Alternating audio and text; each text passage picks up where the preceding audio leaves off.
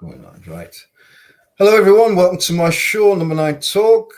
We were going to be with Nathan, Sav, and Pete. Pete's a bit behind at the moment, but we will get there. Welcome, everybody, to my show. This has been a few of the recorded shows so far. Just over Christmas, that gives me a bit of a leeway on the times I'm doing. All it is just your favorite moments from the season so far. Nathan? Oh, here he is. Easy. Sorry, bro.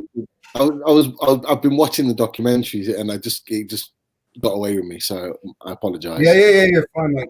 I didn't realise it was on tonight because I did look earlier on and it wasn't popping up, so he must have put it on quite late.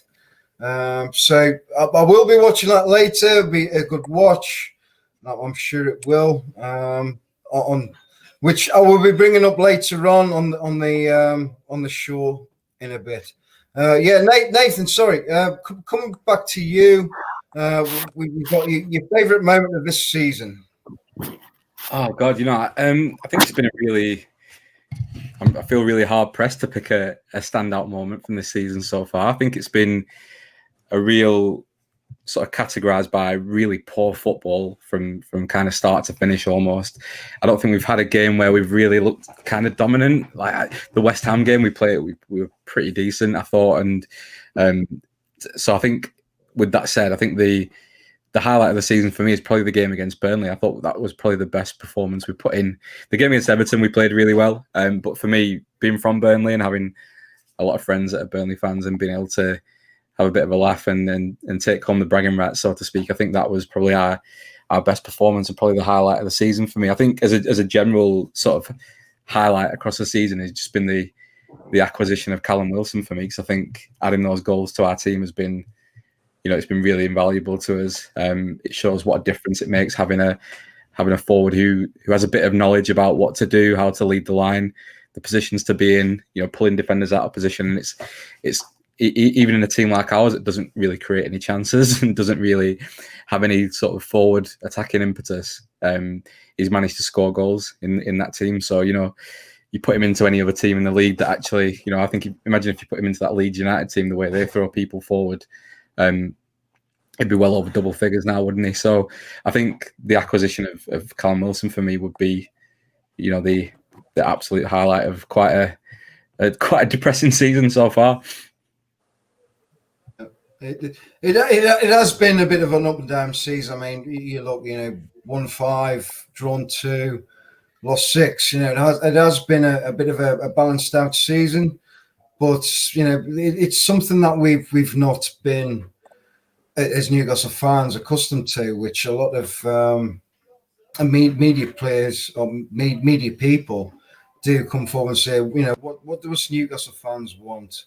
But all we want is just something that we can be proud of and something we can move forward with. Pete, what about your favourite moment of this season? I think Nathan's already sort of highlighted the wall. I've got to be honest. There's not many, and it seems really weird to say that there's not many, considering we're on 18 points. We're like 8 so points off relegation.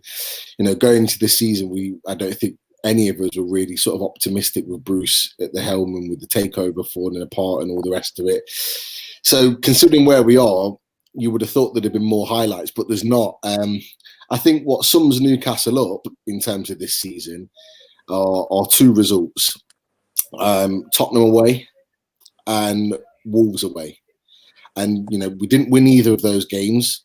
And we didn't deserve to, but we didn't deserve to get any points, but we did. And I think that sort of sums up Newcastle as a team, really. We kind of like, we just ride our luck. And that little Bruce, gold dust that he keeps sprinkling on the team before they go out and play, I think it just keeps rolling on. And I think it just sums up our club and our team at the moment, and that we're just churning away. Result that I'll probably highlight in terms of the one that I enjoyed is the West Ham one, because the way we won that game, although they had a few chances early on, I thought we were quite dominant. Once we got the goal, we never really looked like losing. And what it did, and I think we were all on the we're on the match day live. Nathan was on there as well, and I think what it did, it gave us a little bit of hope. Us getting that result. I think we very rarely go into a season with optimism and positivity, and getting those 3 points on the first day certainly give us that. Now, it was quickly destroyed the week after when Brighton came to us and absolutely destroyed us. But I'd definitely say the West Ham, just because it gave us a little bit of hope and optimism going into the season. Yeah. If you want a bit of nostalgia, me and Pete were the very you and me were the very first number 9 talk show, with the West Ham game, and we stuck with talking through what we thought could possibly be a good dawn for the club. But Sav, your highlights, if you want to yeah. Yeah, no, like I was saying before we came on, the Everton game for me, because we didn't play great, but the look on Pickford's face was just everything, and I really enjoyed that. And they got so desperate towards the end of that match. I think it was something like 6 minutes extra time at the end, and it was like one of those where you didn't want to watch, but you couldn't stop watching because we were scraping it, and they threw the keeper up to try and get a goal in. It was like a cup final for them, trying to get snatch a point off of us. And yeah, that one is completely standout for me, because although we played our usual crap football, it was actually, just for that reaction from Pickford was just worth it. But yeah, I agree with the West Ham game, and what Pete said about, I thought after I watched that, I was like, you know what, this season's going to be different. But Steve Bruce has got this bang on here, and we've all slagged him off, and now we're all going to be sorry for it. But no, obviously not. That's not transpired ever since. But yeah, for me, it was that Everton one, West Ham. Yeah, that was a very good game. We come on to a bit of takeover talk. We've got Mike Ashley, just to bring him up here. Not everyone want to see him, but he's part of his tanks, hasn't he? And it's nice to see. I'm not loading very well here, so you might have. That was like Steve Bruce. Yes. There he is. Good old Mike. Yeah. Oh man. Good old Mike. Yeah, he's part of his tanks on. No, I was going to say he's part of his tanks on. Yeah, fine. Yeah, he's part of his tanks on the Premier League law. And what could we be expecting from this? Because there has been a bit of a split opinions on this, on the NCSL, on DeMargo and this what's her name, Fatima, something that I can't remember her last name. I do apologize, but what we've heard is only good reports. But what would be your takes on what is going on at the minute, Nathan? Yeah, I think where we're up to now, I think one of the things that was mentioned kind of early on in the summer, that after this sort of process had begun with the lawyers getting involved, I think it was said to everyone that we might have to kind of expect no updates for a period of time. I think we're kind of well into that period now, aren't we? We're well used to sort of not having any clear updates, whereas through the sort of the former part of the year, we were getting updates, kind of news leaks here and there. We were getting whispers from the consortium, and then obviously when it goes legal, it's kind of a very different landscape, isn't it? And confidentiality is the sort of order of the day, so to speak. So I think it's kind of frustrated quite a lot of people, me included, really, at times. But I think you've just got to dial it back and realize that we can't expect to be hearing anything. It's probably for the best that we don't hear anything, because I really honestly think that maybe if one of the issues, one of the contributing factors to the deal being scuppered earlier on in the year was just the sheer number of leaks that were coming out and the sheer number of people that were getting involved, because all these leaks enabled people like what's the face, Hattis and lawyers and UNICEF and everyone else. It just drew so much attention to it, and that can't have helped, and it can't have helped the process. Obviously the Premier League have been difficult and they've sort of obscured the process a lot, but all that attention can't have helped, and it certainly wouldn't have done them. It wouldn't have encouraged them to pass a takeover. Certainly, for me, I think it's a case of Mark Ashley is a bastard, isn't he? And that we can all agree that he is. And I think he's there he is, lovely. Look at him. Yeah, and I think for all my view through this is for all the shit that we've had to put up with because of him. I think if there's one person you would want in your corner, if you're in a legal battle or if you're in some sort of business litigation process, then it would be, you probably want to be in Mark Ashley's team and not against him, wouldn't you? Because he often gets his own way. More often than not, he gets his own way. So I think he'll be, like I said, the tanks are on the lawn, so to speak, aren't they? And he'll be, knocking the front door down in the Premier League to get his money, because he knows that this is the sort of best opportunity and the only opportunity that he's going to get to sell the club for north of 300 million. Look at the way we're going now. The football's terrible, and if we'd have been on the wrong end of a few of those results, like what Pete talked about earlier on, then we'd be sitting down near the bottom half of that table. And you look at the bottom half of the table and you see teams like Arsenal there, and these other teams that that they're going to put a run together, and that they're probably not, realistically, they're not going to be there. And then you look at teams like West Brom. They started doing well against City midweek, and Fulham were pretty good against us, to be honest, weren't they? So all these teams could well claw themselves back out of it. Burnley tend to put a late run in, so we could be in a really difficult situation, like in the next couple of months. But thankfully we aren't. Thankfully we've got points on the board, and for me it's a case of I think Ashley would have done something before now about Steve Bruce if if this takeover wasn't sort of on the cards. We've heard a lot of whispers that it's like kind of maybe weeks away or like a month away or something like that. But I think we've just got to sit tight and hope for the best. I think with the supporters group and the NCSL group, for me, I think it's great what they're doing. I think it's fantastic that they've kind of put themselves forward, put their hand in their own pocket to do something about it. And it's something that we can all get behind as fans. What unsettles me a little bit is that the kind of like the nature of some of the tweets that they've been putting out. It does seem a bit unprofessional sometimes, but at the same time, they are a group of fans, and they are like a couple of fans who are doing it. So we can't really expect them to sort of, we can't really expect anything else from them because they're fans and they're passionate at the end of the day. So the only thing that got to me a little bit was when they were going around liking tweets that were saying, "Oh yeah, I've heard it's going to be a matter of days" or something like that, because that just gives everyone false hope at a time where we cling on to any little thing about the takeover. So that'd be my sort of analysis of them. But I think, like I said, they're a group of fans, and I think if I was in that position, then I'd probably be doing the same as them. Yeah. Sav, what would be your take on there? Just to accentuate from what Nathan just said there, it is false hope, but at the same time, we all know there's stuff going on in the background. What could happen from here? Yeah, see, I've tried to keep out of it as much as possible because of all the cryptic tweet liking and things that were going on. I found it a little bit, it was starting to get to me a little bit. And you're looking at pictures of bread and sort of studying it. And so I've tried to keep away from it as much as possible. I mean, I'm hoping that he's still bubbling away, like Nathan said about Steve Bruce. I don't think he would still be sat there. Well, saying that, I mean, you look at our place in the table and our points.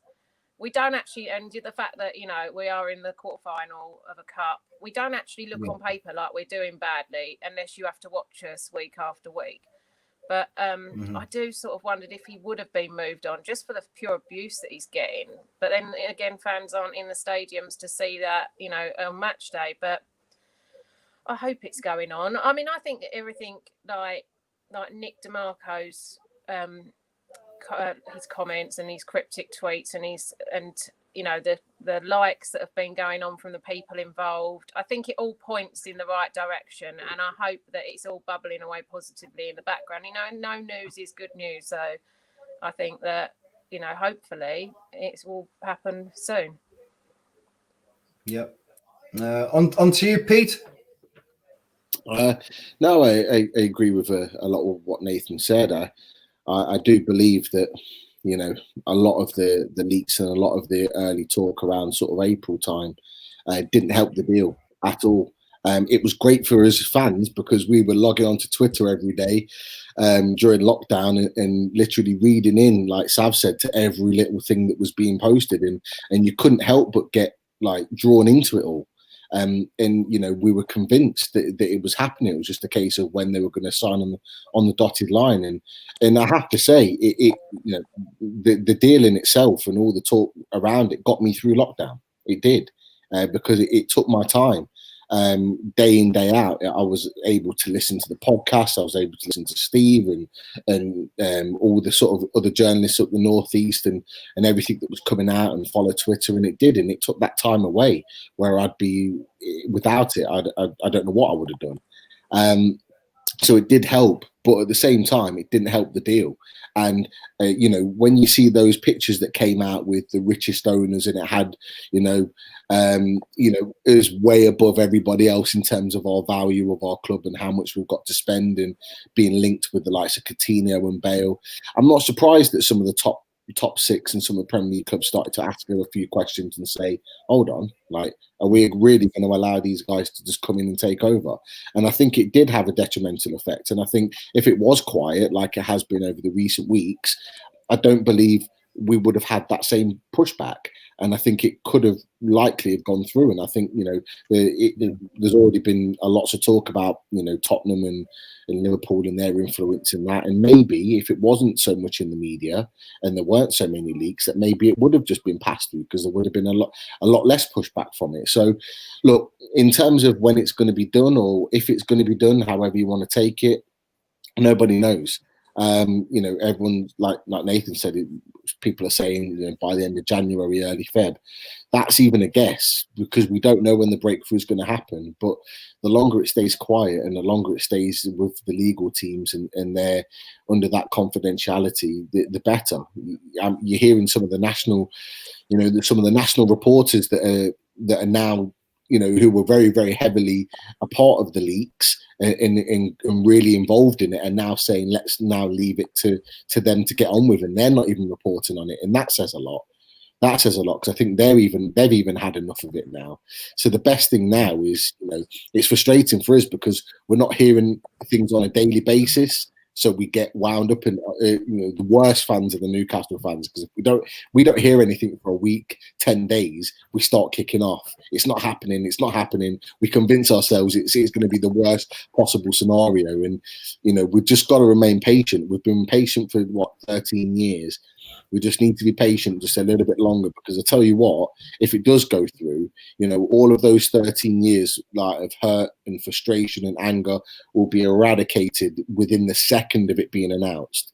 Because the one thing for me, and I've said it so many times over the last 6 to 8 months, is that I'm sick and tired as a Newcastle fan looking at those fixtures when they come out in August or whenever they come out and thinking, where can we get to 40 points quicker?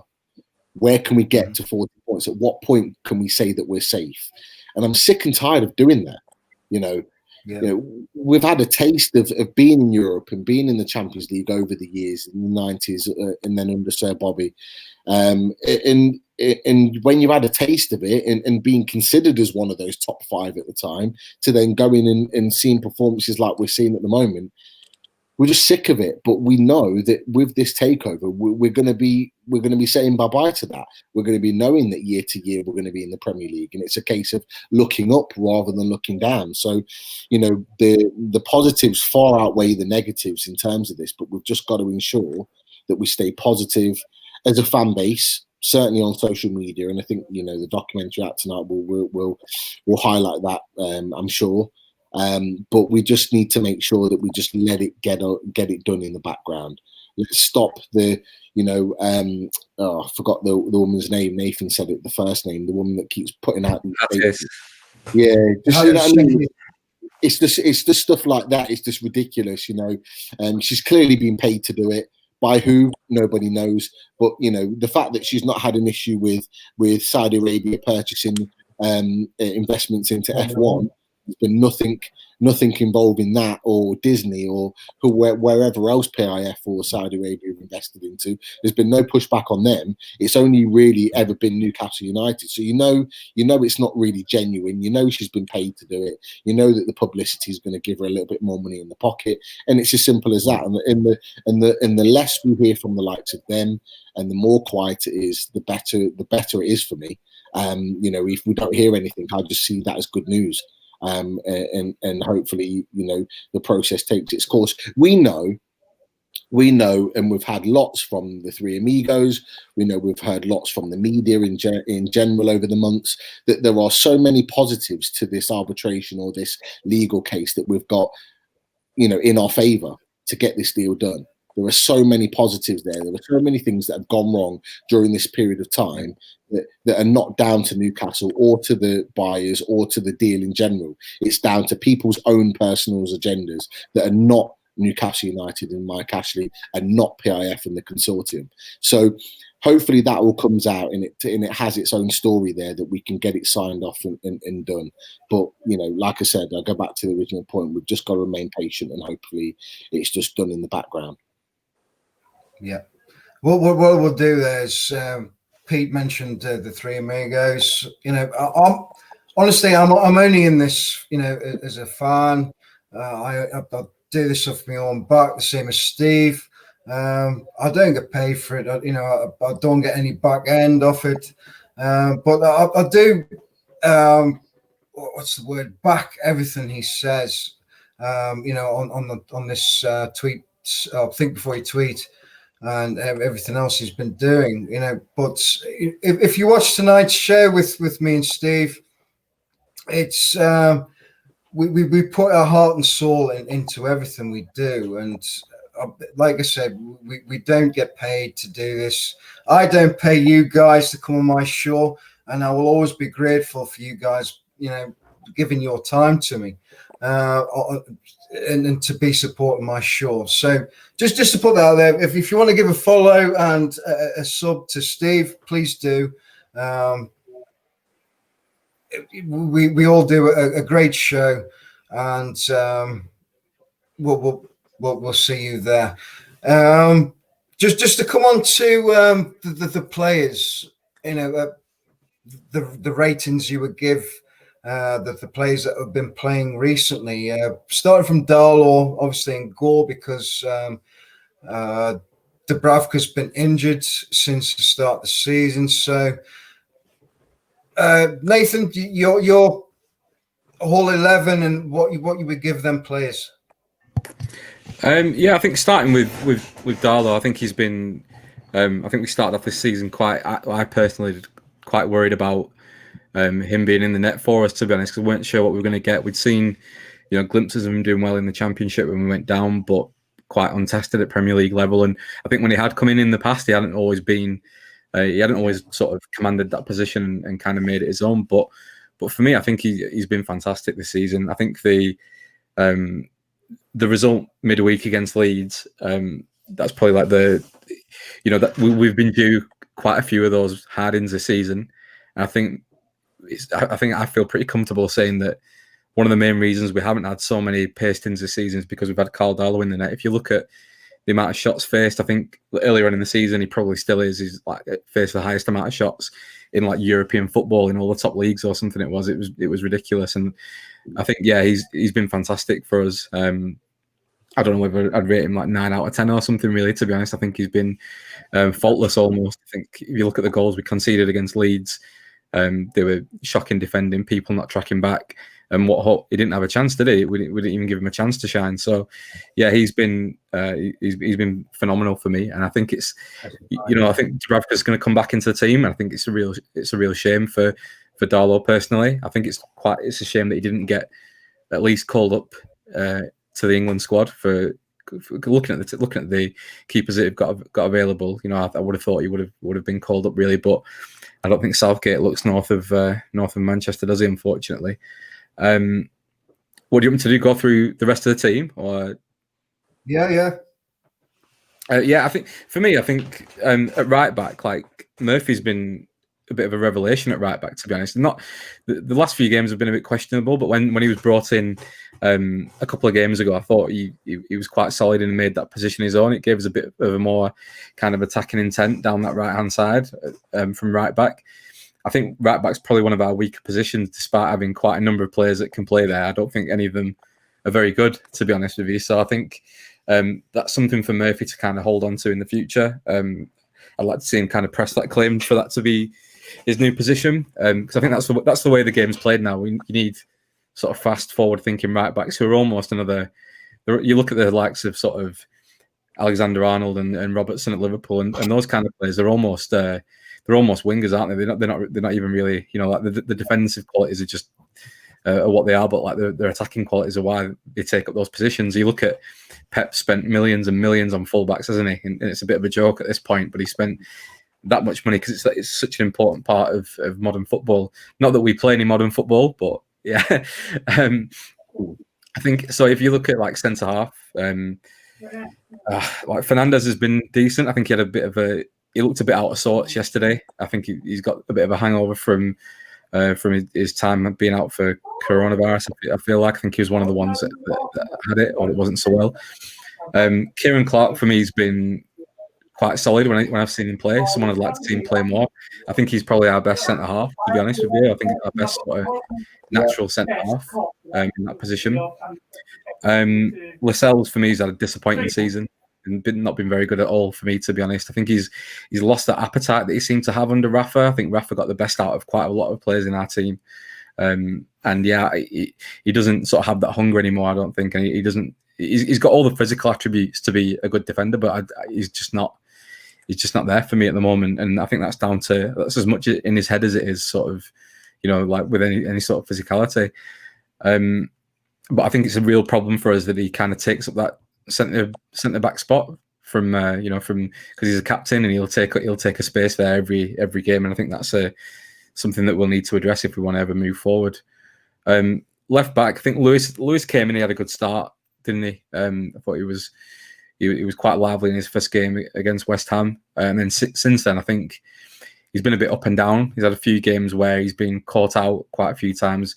He had an awful time against Lamperty against Brighton, and I think when he's been run at by players with real pace, I think he struggles and he comes undone a little bit. So, but he's young and he's got a lot of room to grow.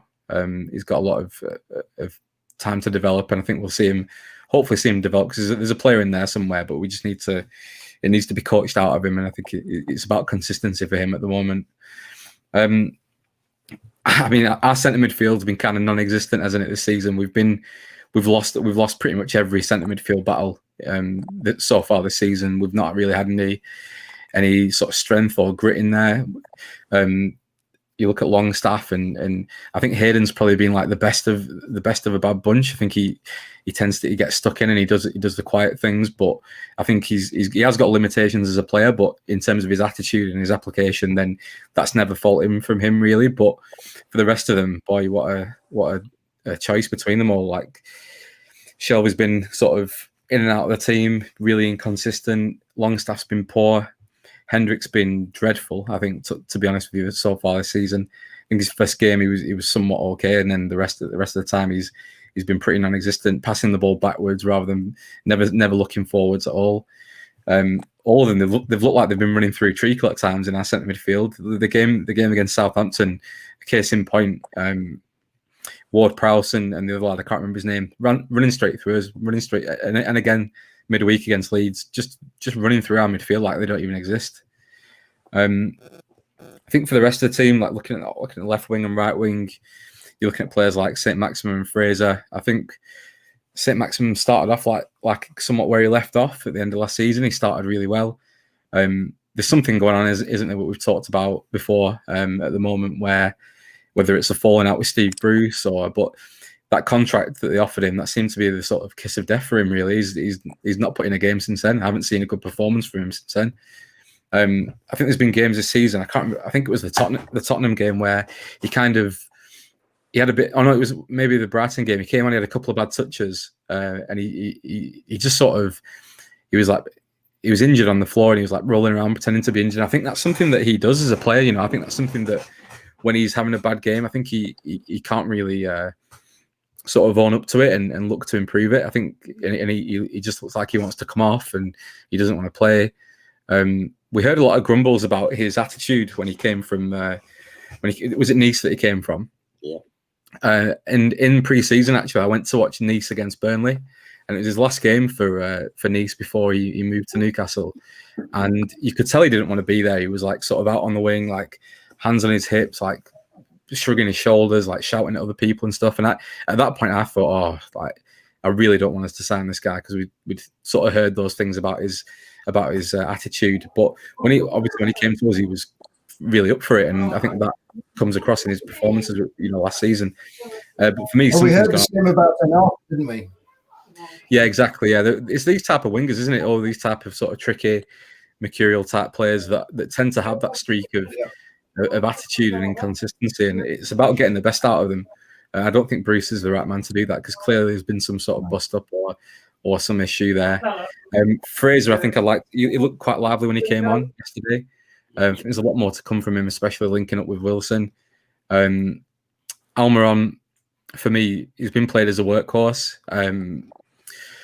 We talk about any potential signings that they could make, and you really do wonder what's the point if any good players come into us under Bruce, because they're likely to get that treatment, aren't they? They're likely to be turned into these sort of 4-4-2 box to box, getting stuck in, running to the ends of the earth type players, and that's not what Almiron's about. When Almiron's given a bit of a free role, he can create things and he can run at people. We saw on the latest international break, he was doing that for his country. He was running at people, taking people on. We haven't seen anything like that this season from him really at all. So it begs the question: how is he being managed if he can't do that for us over the weekend? And then lastly, moving on to sort of up front, obviously Joe Linton has improved somewhat this season. He's had a couple of decent games. There's a hell of a lot more to come from him. I think if he was a player that had signed for us on a fee like Hossalu's or Riviere or something like that, then it wouldn't be that much of an issue that he's not been playing that well. But when he comes with that price tag, unfortunately, people say he didn't choose that price tag, but come on, like if he needs to live up to that, and he needs to be aware of those expectations, and he knew about that when he took the number 9 shirt, and a big deal was made out of it being our new number 9, despite him not being a sort of out and out striker, which was always questionable for me. But yeah, I think Callum Wilson's been the one player that I can sort of pin my hat on to say he's been really consistent for us this season. I really have felt for him at times, looking at him up front, looking at him out sort of with no man around him in 20, 30 yards at times, feeding off scraps every single game. But it's really credit to him that he's got so many goals, as many goals as he has, because he's had to work for them, and he's had to really show that he's a good striker, because he's got himself into good positions in a team where we don't really create any chances. And you look at the amount of shots we have, and to say he's scoring that many goals, his conversion rate is excellent, because if he gets a chance, he puts it away. Not like Joe Linton, when we've seen him have 3 or 4 chances in a game and miss all of them. If Wilson gets a chance, he puts it away, and that's what you pay for, and that's what you should be paying the Joe Linton type of money for. But he doesn't do that, obviously. But yeah, for me, I think it's been overall there's been a lack of effort from the team for me, and that's something that's kind of really inexcusable. It's something that's really difficult to sit by and watch when there's that. Yeah. There's some real players in that team, but they just don't. They just don't look interested at times, and it's a real kick in the teeth at times when you see those types of performances like we did yesterday, struggling against a 10-man team. So yeah, some bright sparks in there, but for the most part, everyone needs to try harder. Must try harder, I think, would be my school report for them. Sav, you'll go at the full 11. Yeah, I agree about Darlow. I think that we would be in a lot more trouble if we hadn't have had him. And I was the same. I was a little bit nervous watching him pre-season. I was a little bit concerned. I know you didn't get to see the whole matches. You just got clips here and there. But I thought, oh, God, we're going to be in serious trouble. But actually, he's come in and he's done a really solid job for us. So yeah, I think he's doing really well. Obviously, back Fernandez, I think, has put in quite a solid job for us, and I agree with obviously Kieran Clark as well. Murphy's been another one that has surprised me, because I think he sits in that position better because he's an attacking player, and that's what we need more of. We need someone who's going to want to bring the ball forward rather than keep consistently passing it back like a lot of our players do. And obviously, there's Lewis. I noticed he wasn't in yesterday, but I think that's because he's going to be played on Tuesday. But I personally think, and I know he's getting a lot of hassle, that he's young. He's come from a team like Norwich, and he's been thrown into Bruce Ball, and he is sort of drowning in it a little bit. You know, he started off all right, and I think he struggles with the way that we play. I don't think he's a bad player. I think he's got a lot of room to improve, but I don't think he will improve under Steve Bruce, because I just don't think he's Steve Bruce's type of player. Obviously, midfield, we've got a real problem in our midfield. Obviously, with Shelby. Thanks, Dom. Just go off. I'm going to carry on with Shelby. Shelby, I do think he's quite a solid player, but he does have his really off days. I think he's just one of those sort of luxury players that we can't afford to have with his long ball and stuff. And you know, there's Hendrick. Hello. Hiya. Substitute.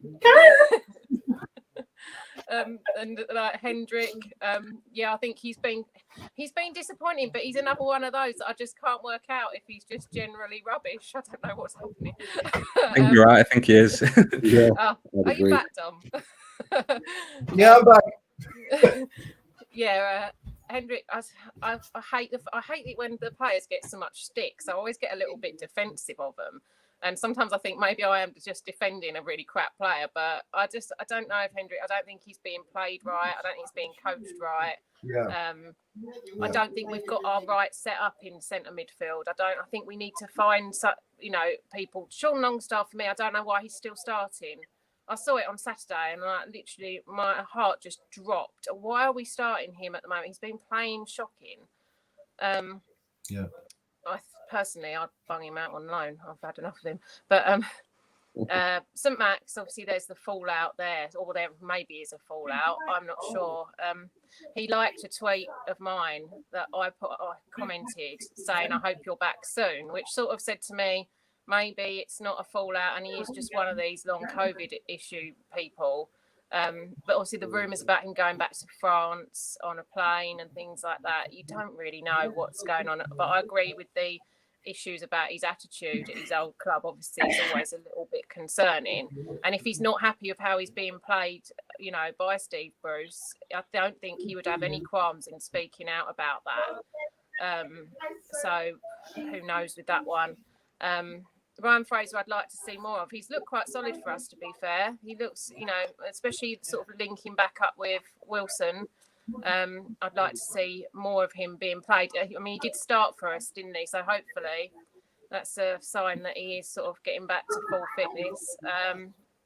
Miggy has upset me this season because he doesn't smile anymore, and that makes me sad, and that makes me hate Steve Bruce a little bit more. I don't think he's happy. I don't think he's going to be with us much longer.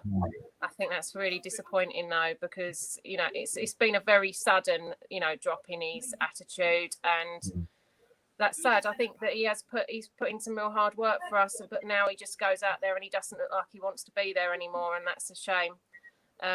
Joe Linton, I think that the hassle that he's got from some fans on social media has been completely uncalled for, and I think that absolutely wrecked his confidence. And you can see it with the way that he plays. When he's in on goal and he's got an absolute sitter, he sort of half hits it. And I think that is a massive confidence thing with him. Or like you'll see him, he'll whack it and it'll go flying over the bar. I think the pressure on his shoulders to perform has gotten to him, and I'm not sure. He has improved slightly recently, but I'm not sure he'll be able to overcome that in our squad now. I think that he knows. He's obviously closed all his Instagram comments and things, and he must have got some horrible abuse. And he might that having that sitting on your shoulders, playing within a squad that struggles to get forward already, must be really difficult. And obviously Callum Wilson, what can you say? He's played a blinder for us. He was a brilliant purchase for 20 million. Really impressed by him, and his attitude. You know, sometimes he can be a bit crafty, and I kind of like that about him. He's not afraid. He's got the confidence there, and I think that he's been, you know, brilliant. I'm really impressed with him. Yep. To you, Pete. Okay, Darlow. Look, I'm not a fan. I've got to be honest. Oh. Look, that doesn't mean that I'm not really impressed with him this season. Look, I've just not been a fan of Cole Darlow at all. I really haven't over the years. I think there's always a mistake in him. I've just never been confident with him being in goal, even in the Championship season. However, this season he has surprised me. He's impressed me at times. I think the Tottenham game was the making of him. I think we've seen him really step up after that game where he made countless amount of saves and effectively won as a point. I think his confidence is sky high and it's still wide in that way.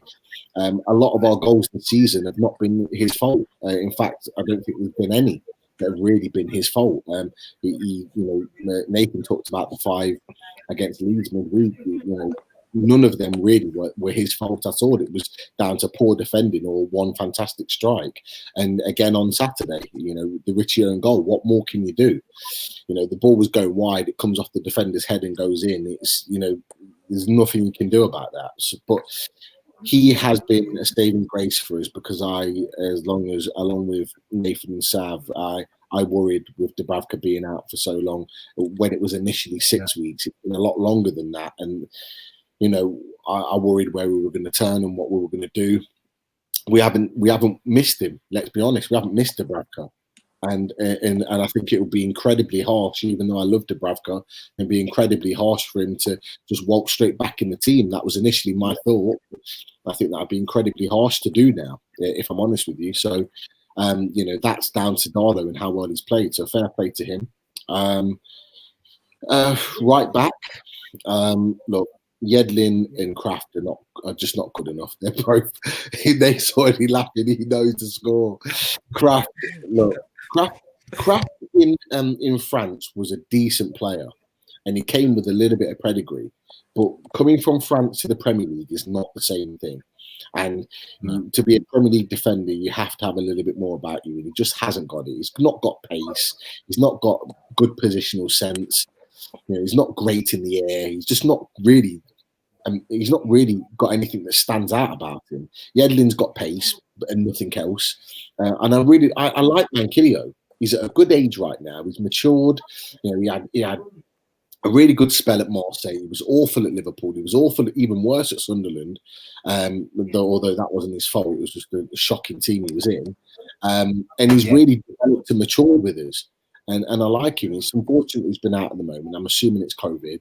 And I like him as a player. And I think, we've got someone there that can either be a starter or a squad player. And I think he'd be quite happy to be that. I think he's genuinely happy at the club. So I'd have him in there. And I like the way he's played so far this season when he has played.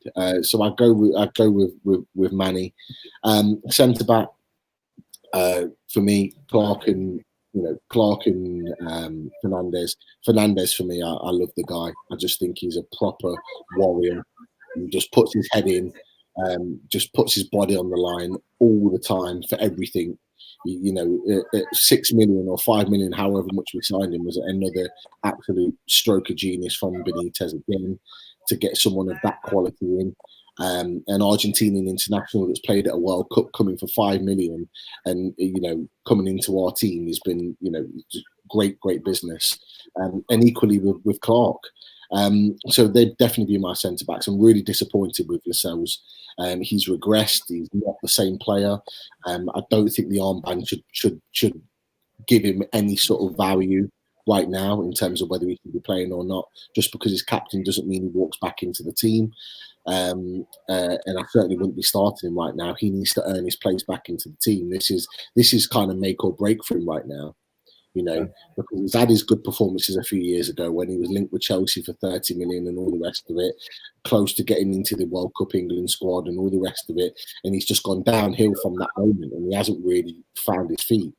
And he needs to maybe a stint out of the team, not just because of COVID, but actually a stint out of the team because of his performance has not been good enough, is probably the way to go right now to kind of get him back playing the way he has been in years gone by. So there's definitely work there. I'm sorry, Sav, you're going to hate me for this, but I can't wait for Fabian Schär to leave. I think he'll go. I honestly, he's obviously linked into Milan. He's just. He, for me, as a centre back, he's a liability. He's great on the ball. He's pleasing on the eye for you. But for me, he's just not.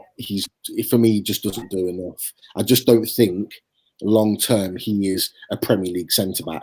I think if he goes to Italy, he'll tear it up because the way they play there is very different. Equally, if he went back to Spain, I think he'd do very well there because he's well set up for those leagues and those style of play.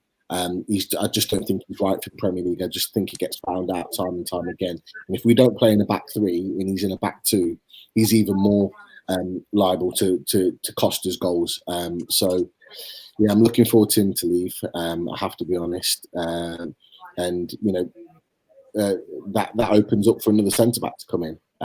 Hopefully another solid centre back that can add a little bit of leadership and add a little bit of depth to the team. So left back, obviously a lot has been talked about Jamal Lewis. Look, I really like the player. He's had a bit of a bad moment, but we have to remember that the lad's 21, 22 years old. He's still a young lad.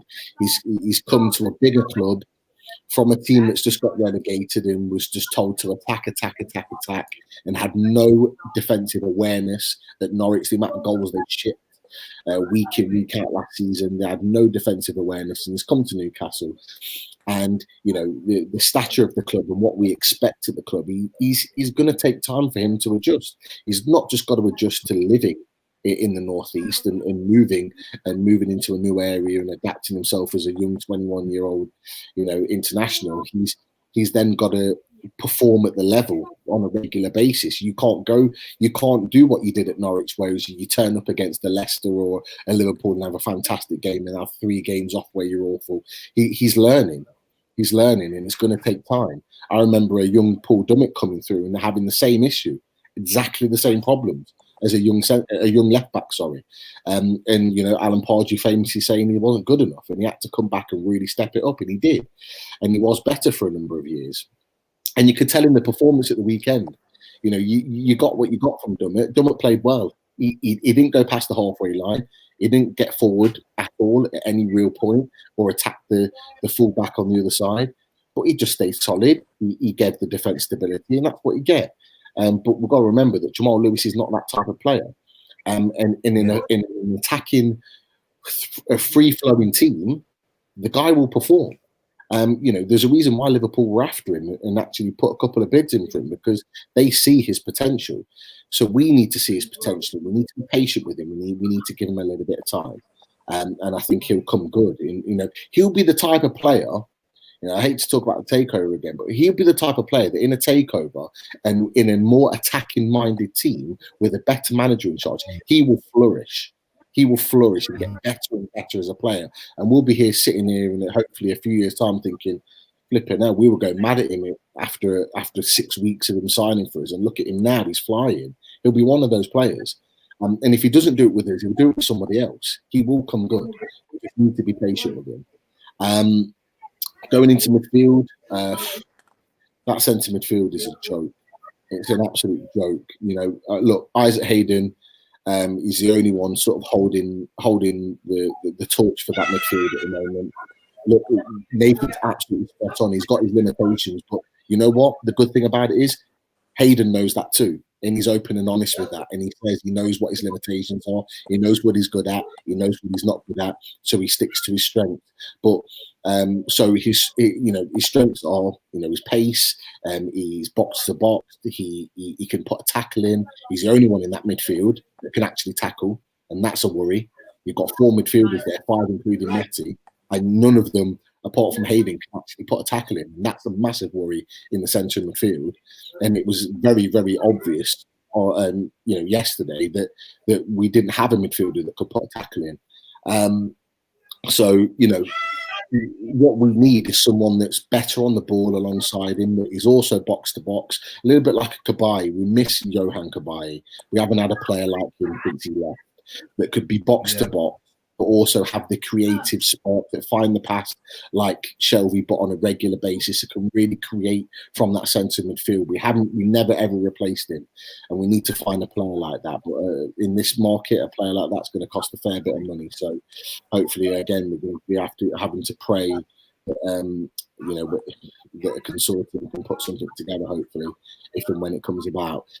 Hendricks, he's not for me. He's an absolute wasted signing, considering that we were linked with heavily Conor Gallagher, who's at West Brom in a horrible team and performing very, very well at them. And we were heavily linked with him. I'd have swapped that all day. I'd have took that loan all day and not had Hendricks on free, because Hendricks just offers nothing. He's not a tackler. He's not a passer. He's not a goal scorer. He's not a battler.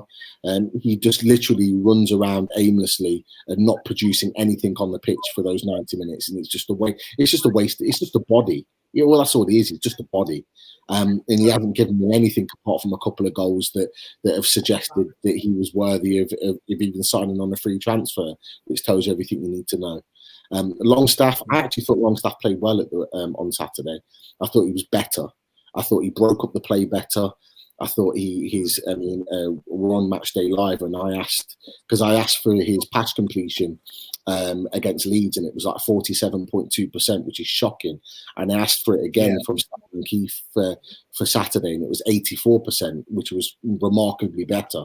So there were some improvements from him, and I was the first to jump on his back, and I didn't want him to start. I was like Sav, but actually he was the better of the 2 midfielders on Saturday. So hopefully we see an improvement of that going forward, and he really tries to kind of make it his own.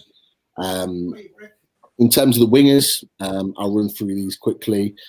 For me, obviously, St. Max is the man. We need to find a system that works for him. Me personally, if you play Manny at right back, you play St. Max on the right wing, and you play Fraser on the left, because the problem with St. Max this season and Lewis is that they're both attacking minded, and it leaves so many gaps on that left hand side.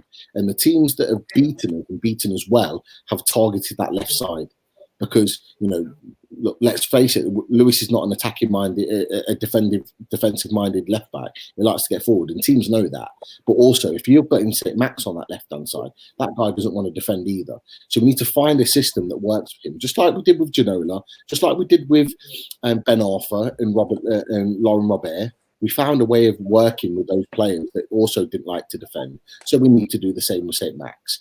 So for me, playing him on the right-hand side is the way forward, because you've got Manny, who is actually a better defender right back, who can actually cover him a lot of the time. So that for me is where it works. Ryan Fraser plays his best football on the left-hand side anyway. So putting him on the right-hand side, you'd lose 50% of his quality, because his ability to cut either side, and he's not afraid to attack on his left-hand side and put a ball in, as we saw for the goal against Leeds, for Hendricks' goal, the first one. So those two for me are the ones. Jacob Murphy's played well. He's earned his place in the squad, and I think he is a squad player right now. I don't think he's deserving of a start, but he's certainly an impact player with his directness and his pace. He'll run at people, he'll commit, which is good, especially later on in the game when we need to utilise that a little bit more. And then you got Miggy. You got Miggy Almiron that can play anywhere across that midfield, that sort of further forward midfield. And Miggy's been doing all right at the moment. Good little run, play through for Wilson on Saturday. I think he's just getting his confidence up now, because let's face it, he wasn't playing at the beginning of the season. So he's only just starting to find his feet now. And I think with that, going into a busy fixture, hopefully we'll see a few goals and more assists from him. In the sort of forward two areas, for me, it's just very, very simple. Callum Wilson is the main man. I love that guy. He's the one striker that I've properly loved since Loic Remy, actually, and then before that, Demba Ba. Just proper strikers that just know where the goal is, just know how to play that role, whether they're playing as a 1 or a 2 and playing it really, really well. And he's an experienced guy. I actually worry about Callum Wilson.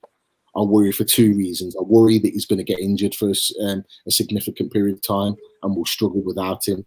More than struggle, we will struggle to win a game without him.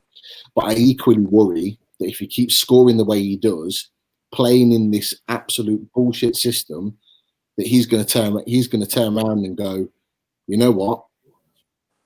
I can play at a higher level than this. And there'll be teams that will want to snap him up. And that's what I worry about more than anything. I really do worry that we're going to struggle to keep hold of him in the summer. And we'll get money back, which is great. But I just don't know whether, if we've still got Mike Ashley in charge, whether he's going to invest it in someone like him again. And that's the bigger worry, because it took us long enough to replace the likes of Loic Remy, a goal scorer. Please don't get me started on him. I don't even want to even mention him because I'm sorry. And I don't want to, I know Sav was saying about people getting on his back, but look, we have to remember that he's our record signing and he doesn't control that. However, the issue I have with Joe Linton is the fact that the guy earns £80,000 a week. It's a lot of money. And it's not just because he earns that money. The issue that I have with the fact that he earns £80,000 is because it's such a significant wage. It's not someone that you can just ship out very quickly. So Nathan took to talk about the likes of Hosselu and players like that, Rivieres, people like that were signed for really small amounts of money, but on smaller wages as well, that you didn't mind if they just left and you could get rid of. The likes of Mutu, he was still on a decent wage, but a lot less than sort of your £80,000. Because he's on that sort of money, we're not going to ship him out because no one's going to cover that wage. So we're effectively stuck with him. Now, the issue that I have with Joe Linton is that he's had a couple of decent performances. I say decent. They weren't great. They weren't fantastic. They were just decent performances, particularly the one at Palace. And that, for me, is all you're really going to get from Joe Linton. You're never, ever, and I'll be very, very shocked if he's with us for the next 6 years, I'll be shocked if he puts a string of 5 or 6 games together of performances and goals in that 6-year period. I just don't see it happening. And that's not me bashing him. That's just me being realistic, knowing what his abilities are in this current team.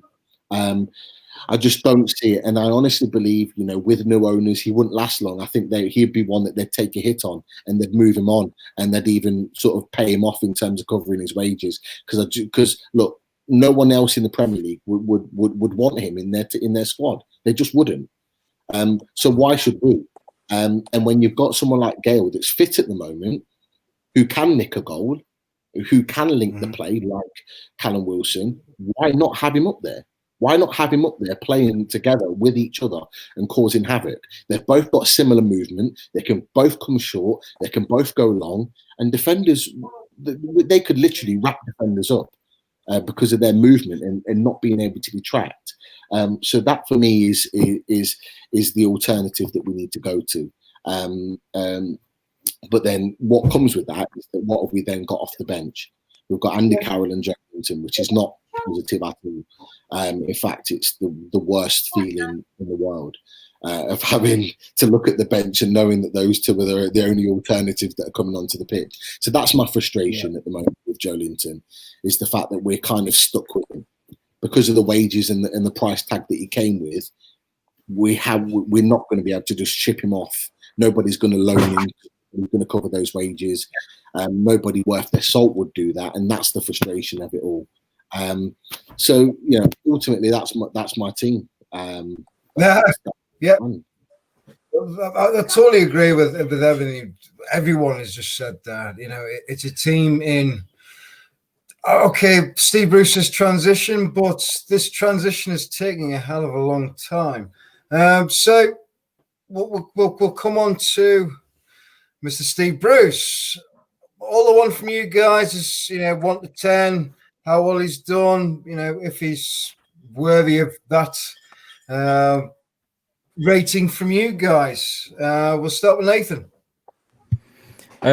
Yeah, it's hard to even like know where to start with Steve Bruce. You mentioned then about this transition that we're going through. There's not a transition. Like, it's newsflash to everyone. Like, if you haven't noticed before now, there's no transition. There's no end game to this. There's no progression to some sort of other level where we're trying to get to. It's very much one game at a time with Steve Bruce, and no progress being made.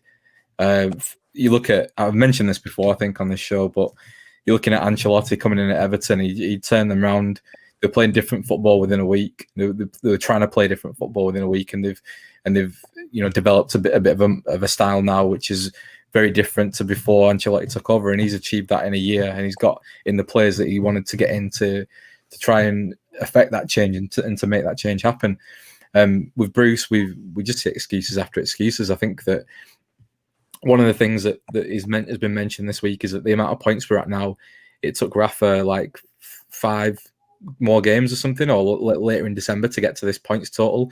But for me, like, it sort of it dawned on me a bit really when we were talking at the start of the show about how highlights of the season, that even though we were on less points at this stage of the season under Rafa, I felt much more happy about the way the football we were playing. I felt much more happy about the identity of the team and what we were trying to do, even though it wasn't necessarily working all the time.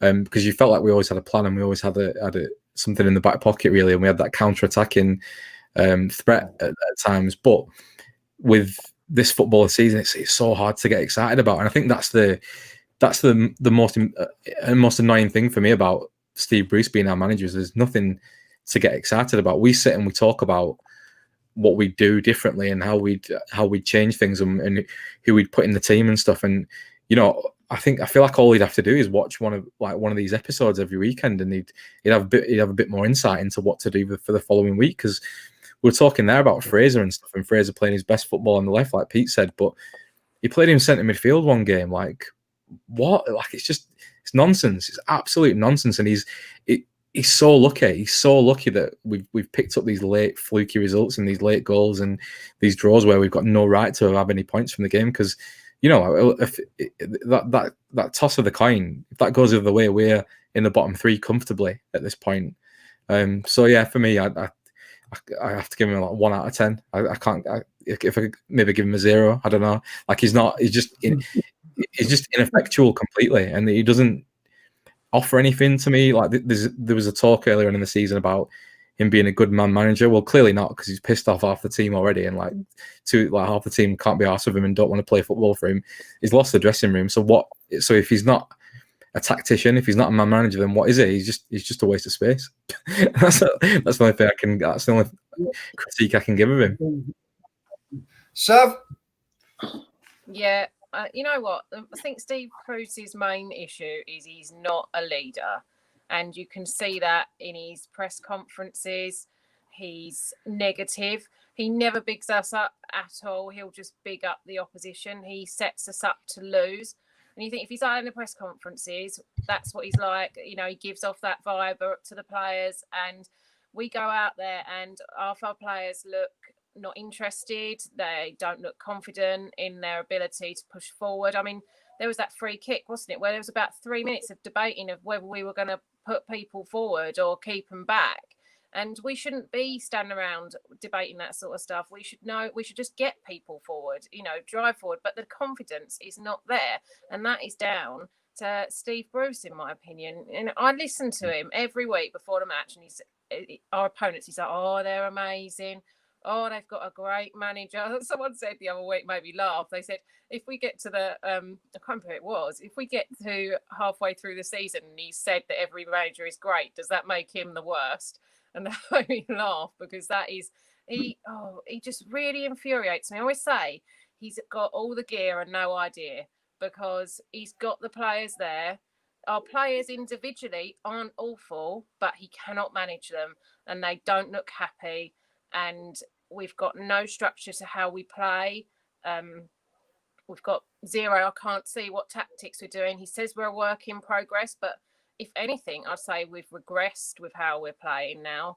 But all pundits say that he's great, which is really infuriating. But it's like what I said earlier. If you look on paper, it looks like actually we're not doing too bad for us. But if you watch us week after week and the style of football that we're churning out, it's actually it's painful to watch. I nearly fell asleep in the first half last night.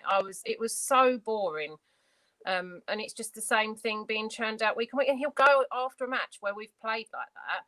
I think I didn't bother to listen to him last night because he was going to make me angry. But I think he said that we'd played all right for a certain section of that match, and I don't know what he's watching or what he's thinking. But he completely lacks any form of leadership. He's tried to be everyone's friend. And eventually you come unstuck with that, really, because you've got to be in charge and you've got to be, that more domineering role rather than just everyone's pal. And unfortunately, like I said, with Miggy, Shah, quite a few of the players, they just don't look interested or happy anymore. And I think that's a big reflection on him. So yeah, I would give him a -1 out of 10, just to go a bit lower than Nath. Can I just touch on what Sav said there about like his media perception and stuff of Steve Bruce? It's like I watched an interview the other day it was Bobby Robson before and after an Arsenal game, and it was I think it was a season or two before Arsenal had their invincible season, so they were building that team. They had a really strong team. They were top of the league, and I think we were second at that point. And I think the commentator had asked him, saying like, "Oh, like what's the best you could hope for out of this game? Are you going to be grateful to get a point?" And he was like, "Absolutely not. We've got nothing to fear against this team. We know what we can do. We know what our strengths are." He bigged up all the young. Because I think the thrust of it was that we had so many young players in the team against this really experienced Arsenal team, and he bigged them up, and he must have made them feel 10 feet tall going into that game. And we lost that game. But the interview afterwards, he was so proud, and it doesn't. You don't have to be that. Sav talked about him being quite passive and not domineering. You don't have to be a bastard to be like a domineering and authoritative person like Sir Bobby wasn't, but he got the best out of his players. And I think there was a clip on Twitter doing the rounds as well of Rafa, and he was talking to Jamie Carragher in like the Monday Night Football studio, and he was going through the team, like saying what strengths we had here, talking about our team and like Dummett and the centre midfielders and Shelby and one thing and another. It's pretty much the same team to what we've got now, but the way he talks about them and the way that he thinks about the balance of the team and all the from all the positions right the way through the pitch, it's like it's poles apart from what you get from Steve Bruce. It is. I do agree with you, Nathan. It's a different way of management. It's management is instilled into your very frame of sociality, and unfortunately, I don't see that in Steve Bruce, because he's the person maybe to throw an arm around and say, "Yeah, come on, son, you'll do well eventually." But he's not one to work with that person he's put the arm around. Pete, what would be your 1 to 10 on Steve Bruce?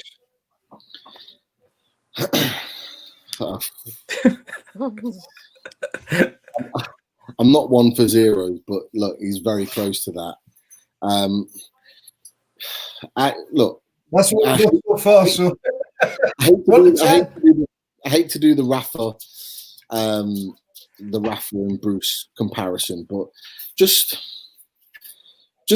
the lack of system and the way in which we play is just, for the players that we've got, is just disgrace. I remember watching Rafa Benitez's pre-season trainings. I don't know if you remember, a good few years ago, I think when they went to Ireland, I think on the club's official website, they had some training sessions that you could watch day in, day out. And I was just there, and there's no sound, no talking, and nothing. Just watched them. And I just watched the way in which they trained.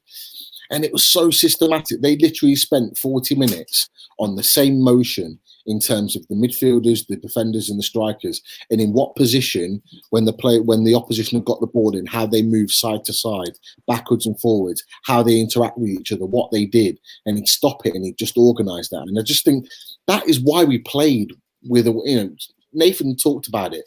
Yes, we got more points this season, but you were happier under Rafa Benitez because you knew what you were getting. You knew what type of performances you were going to get. You knew that the players were well drilled. You knew in a lot of games that if we got the first goal, we were likely to go on and win the game, or likely to go on and get something at least from that game, because you knew that defensively and structurally we were so good. With this team, we can go one. We've gone one and up a few times against Man United, against Leeds, and we've just thrown it apart. And we'd literally just threw it away because we just don't know how to manage situations. And at that point, you've got to look to the manager. The manager should be guiding you through that. I mean, Bruce spends 90 minutes on his touchline, but nothing comes out. He just stands there. He just stands there. Whenever it cuts to him, it's like he's about to say something and then nothing happens. He's got his arm pointing out and he's like half a word's coming out of his mouth, but nothing actually comes out. He doesn't say anything. He just stands there. And it's just like, whereas Rafa Benitez would probably go up onto the touchline 4 or 5 times a game, but you knew he was directing. The players knew what they needed to do. And if they weren't doing it, he would be telling them. And that's the difference. And that's what I find so frustrating. It's so frustrating. Look, we can give Bruce a couple of props because he's got his 18 points out of 13 games. And none of us expected that. None of us did. So, fair play for that. But that's where it stops for me. That's where it stops because there's no man management. Nath's absolutely spot on. The comparisons of Bobby Robson are absolutely spot on. And I remember those days. I remember those games. I remember those team talks. I equally remember when we went away to Charlton on the Super Sunday and got absolutely hammered. And we were meant to go on a sunny trip to La Manga afterwards. And he was like, "We're not going to La Manga. That performance wasn't good enough." And he made it clear to the players through the media that he was not happy. And he got a performance out of them after that. And it's ways of managing the situation. You can big players up and you can tell them when it's not good enough. But I'm sorry, I'm not sitting there and listening to his press conferences when he's bigging up every other team that he plays against and every other player bar his own before the game's even started. No wonder our players feel like they're not good enough. No wonder they look like they've got zero confidence within themselves because he doesn't deliver that. He doesn't show that at all in anything that we see in his press conferences, during matches, in his sort of post-game sort of press conferences. You don't see any of that. And, the fact that we don't have a manager that can organise this group of players is one of the best group of players that we've had for a long time. And for some reason, he cannot drag a performance out of them. I don't care that we've got 18 points on the board. We haven't played well in any of our games, bar 1 or 2. The West Ham, the Burnley. Other than that, we haven't really played well. And that's the thing. That's the thing that I worry about. And that's why these games were so important coming up to this Fulham game. They were crucial because we've got a run of fixtures now that takes us into February where you're looking at the fixtures and you're thinking, we'll be lucky if we get, 6-7 points on the board from them. And well, the teams are going to pick up points. So where is that going to leave us? Look, he's rode his luck for long enough, Bruce. He's been in the job long enough, longer than I anticipated, longer than he anticipated. And he's just trying to hang on for as long as he possibly can. He has not been good this season. He in fact has been awful. And it doesn't surprise me that some of the players are coming out and they're not happy. Nathan talked about the Fraser playing centre-back in the Wolves game. It was actually a centre midfield 3 of Fraser, Hendricks and Almiron. It's 3 centre midfielders during that game. How you can even put that together, I have no idea. It was embarrassing. You've got 2 fantastic, capable wingers that are playing as centre midfielders. I'm sorry. No wonder. Look, we'll be lucky to keep hold of Almiron and St. Maximin after this summer. We'll be very, very lucky if they're in our squad the first game of the season next season. Because those 2 players are thinking, what am I doing here? What am I doing playing for this team under this management, under no systematic structure, when I could be playing for a team in Spain, not maybe one of the top teams, but a team in Spain that I could really flourish, or St. Maximin playing for a potential top 6 side in England, or going to play for PSG in France, or even going to play for the likes of Borussia Dortmund in Germany, or somewhere else in Spain. He could go to any of those teams and perform at the level that we all know he can perform at. So I'm not surprised that these players are not happy.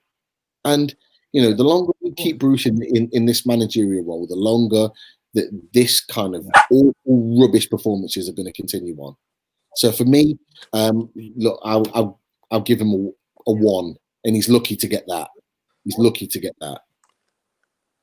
Yeah, but I think many fans would agree with every one of you there. It's been dire most of the time. We've had a couple of high points, we've had many low points, but yeah, what I want to finish off on is, you know, Steve is doing a show with the documentary on trolls and wherever else. I just want to finish off on that with you guys, because I will play the Steve's video at the end.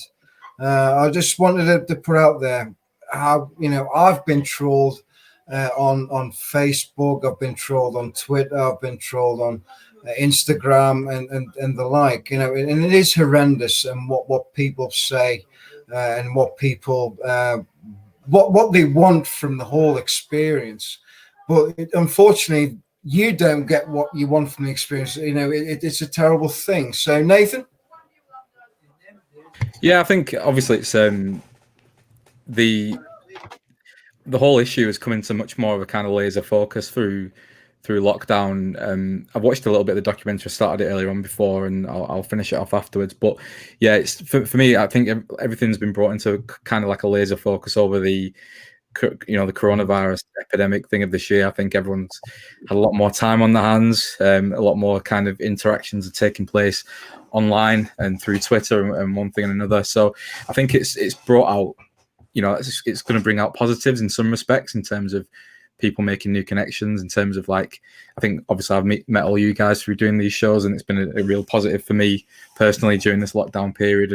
And obviously you get the sort of polar opposite of that as well, don't you? It brings out the worst in some people too. So yeah, obviously I'm fully behind the initiative, fully behind the documentary. I'm excited to see what's said in it and what sort of what comes out of it. I think it's probably going to, you know, I think it's probably going to stir the hornet's nest a little bit in terms of these trolls. I think we might see a few days of it kicking off even more as a result of the documentary, because they won't like being targeted like that. And I think it's but you know, if ultimately it's working towards it's targeted us, don't they? So, you know, you've got to, if you're going to give, you've got to take as well. Yeah, of course. I think it's working towards the right resolution, which is you know, for it to stop. Really, I think there's nothing that these people can get out of it other than, well, they must get something out of it, but I can't make sense of what that is. But for me, there needs to be. Hopefully, it brings a lot of attention to the issue. Hopefully, it can prompt sort of wider reforms, which I think need to take place at a kind of legal and, you know, like a legal level, because I don't think our sort of laws and are set up really to deal with this new kind of digital age that we live in now. I don't think there's no accountability to a lot of the trolls, a lot of the trolling that takes place and the abuse online. It's no different to, you know, if you walked up to someone in the street and you go and swear at them and call them names or something. That's a public order offence, isn't it? But you can do it online, and that's okay, is it? And that's not, you know, that's not punishable unless it's homophobic or unless it's racist or that kind of thing. So, you know, there needs to be a lot kind of wider reform, and anything like the documentary, anything that anyone's doing to share that can only highlight it and bring more attention to it and affect any change going forward. Well done. Sav? Yeah, I'm a bit nervous about a documentary coming out, to be honest, because I'm in it. But yeah, it's a really important subject to highlight. It's obviously, when I first started Twitter, I wasn't aware just how obsessed people can become by people they don't even know. And I started getting targeted by this like select group of people, and I blocked them, didn't mention it. I thought, well, just, but then they follow you. They invent another account and they'll go through every single interaction you've made to try and sort of make you look like a bad person. And it starts to get in your head that I'm really wary now when I tweet things, what I tweet, if that could have a knock-on effect, if that could be taken the wrong way. And it's ridiculous, really, because we're all there to have a chat. You know, you shouldn't have to analyze what you're saying.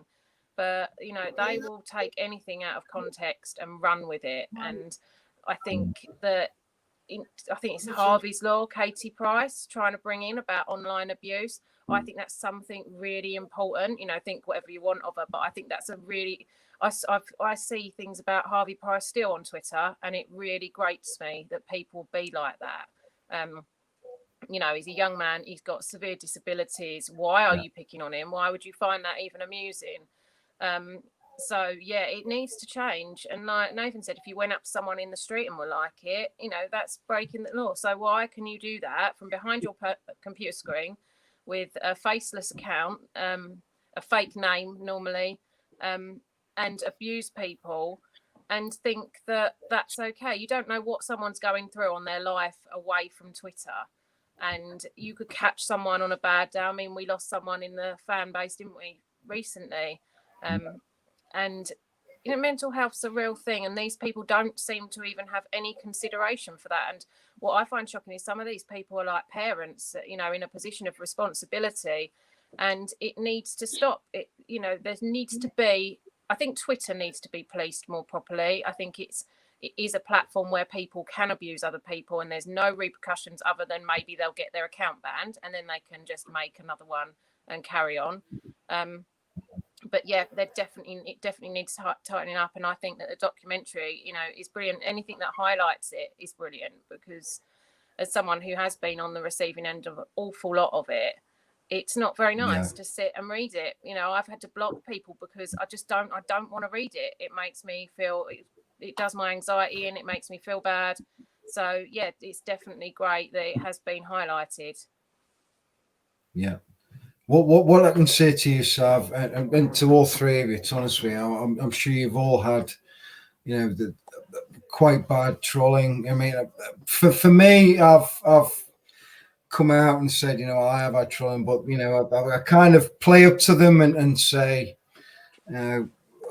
keep, you know, but to many people, you know, sometimes it's kind of, I really don't like this. I don't like what you're doing, but they do push, and it pushes into that mentality where, like Sav just said there, I don't want to leave my house, and that's unfair to any human being on this planet. You know, you shouldn't feel like you can't leave your home, and it really upsets me every single day. You know, I do think every time I see a tweet, I think, why are you saying this to this person? Why are you doing this? I mean, okay, I've said a couple of things on Twitter which I would say weren't good, or you know, which embarrassed me, but you know, it was retaliating against people who were really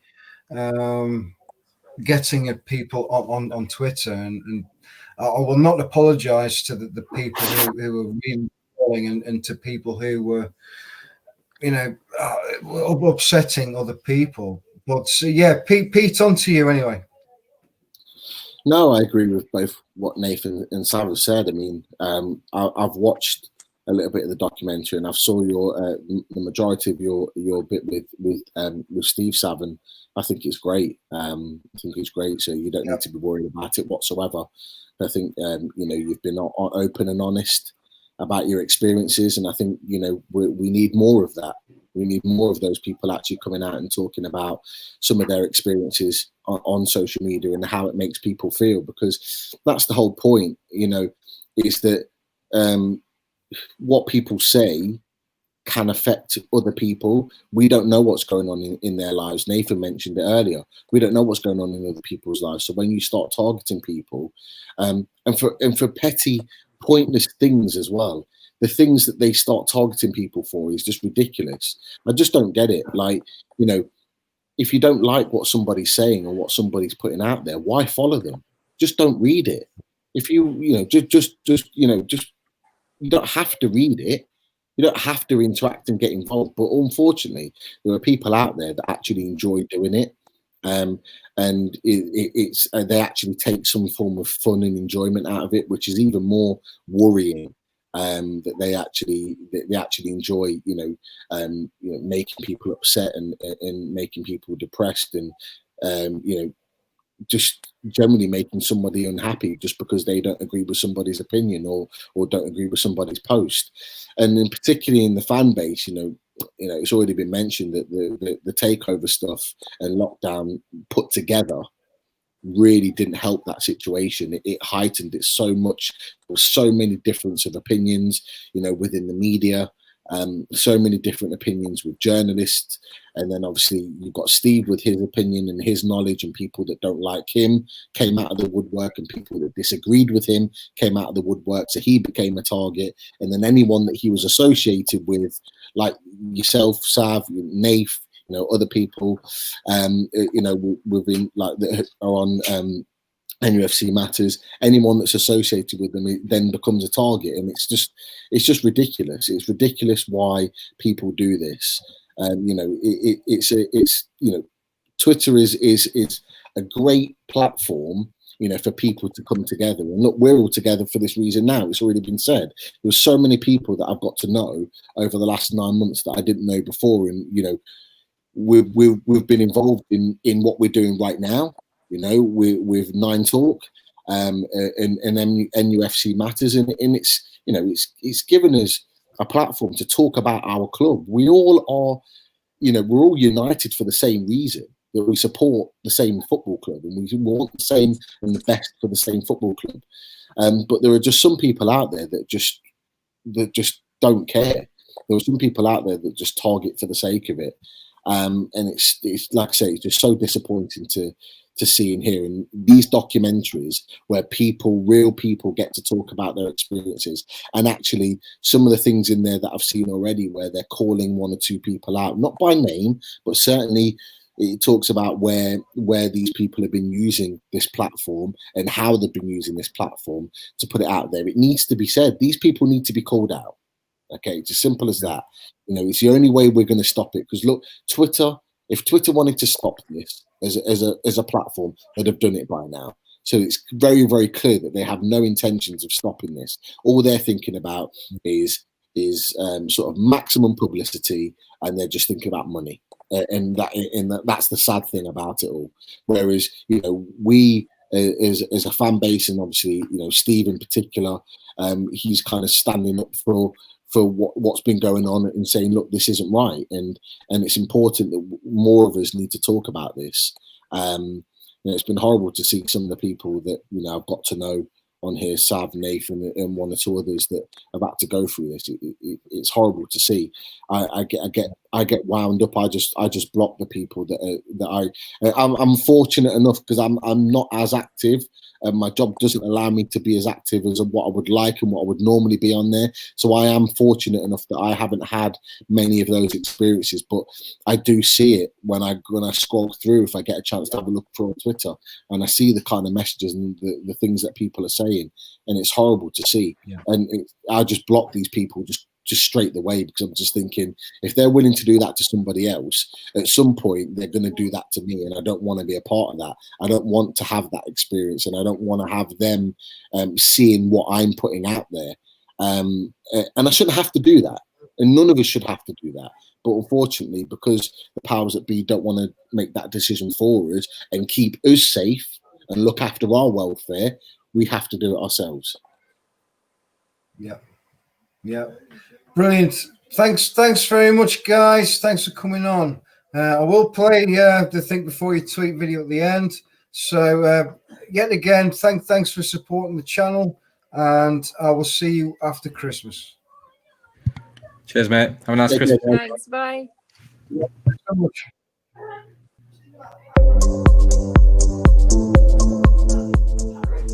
Think before you tweet. Think before you tweet. Think before you tweet. Think before you tweet. Think before you tweet. Please just think before you tweet. Think before you tweet. Think before you tweet. Think before you tweet. Think before you tweet. Think before you tweet. Think before you tweet. Think before you tweet. Think before you tweet. Think before you tweet. Think before you tweet. Think before you tweet. Think before you tweet. Think before you tweet. Think before you tweet.